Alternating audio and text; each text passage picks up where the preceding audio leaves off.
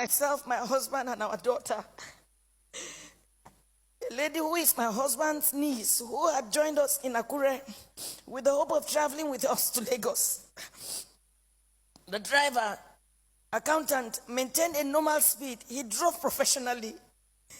That gave me a lot of comfort, and I felt I could find some time to sleep a bit. My daughter was next to me. She was just 9 years old. She was coming to Nigeria with me for the second time. Shortly after Ijare Junction, the driver felt the wagon's tires rupture and decided to park the car with the hope of changing the tires. It was like a film. In a jiffy, motley crowd of armed men in military uniform came out of the bush. They fired at the boot of the car. Ahead of us, 5 of them came out of the bush. Another 2 came from the rear. My daughter screamed, "Mommy, Daddy, what's going on?" There was no time to say a word. They marched us through into the bush, firing into the sky. They hit me on my chest, hit my daughter on her head. Blood oozed. At this time, it was better to kill me. I shouted at one of the armed men. His response was hell. He went straight for my private part, tore my dress with his gun. The others ripped my dresses. I was left with my undies. My husband and my daughter started crying. 2 of them dug their teeth into my breasts. While attending a secondary school in Adamawa, I had lived with some Fulani, so I understood a few Fulani words. I started pleading, at least for my daughter. To my shock, at gunpoint, they removed the dress of my little girl. One of them carried her on his head as my baby struggled, shouting, "Daddy, Mommy, what's going on? Help me!" I could not help myself. We marched for 9 hours. I was half naked.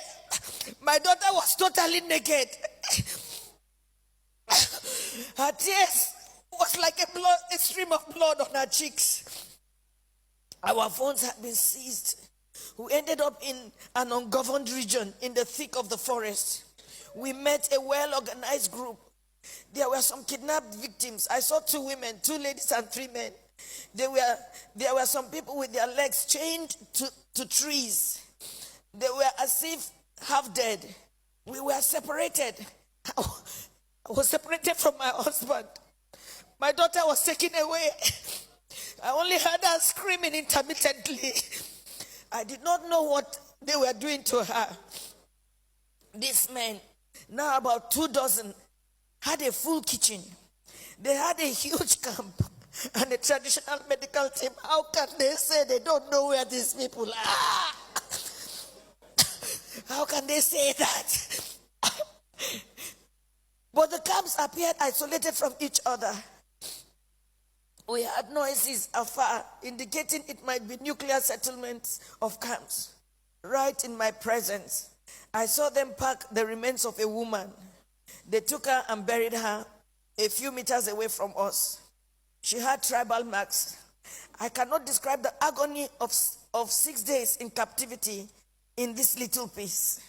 I cannot talk about how they asked my husband to choose between myself being raped or his daughter being raped.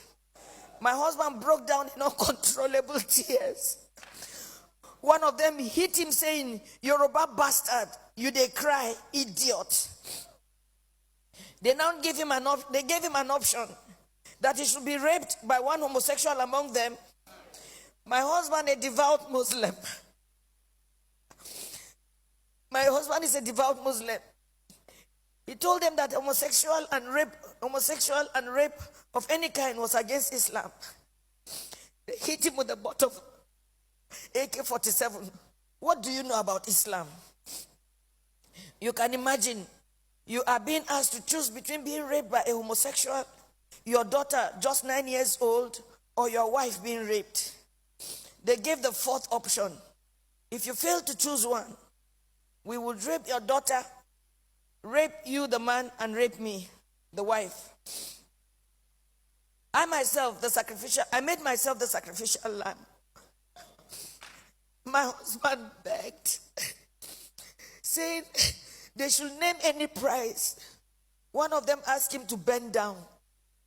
3 beastly criminals sat on his back, jumping until he was too weak to stand.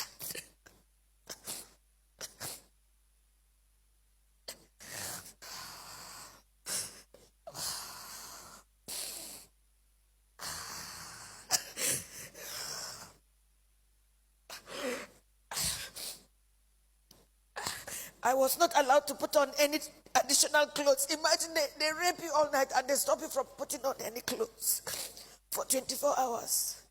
The rain fell once. I became a relic at a sexual museum for the armed men who in turn addressed me and asked questions about my financial standing. New Fulani men joined the camp. They organized military training for the new Fulani men that came.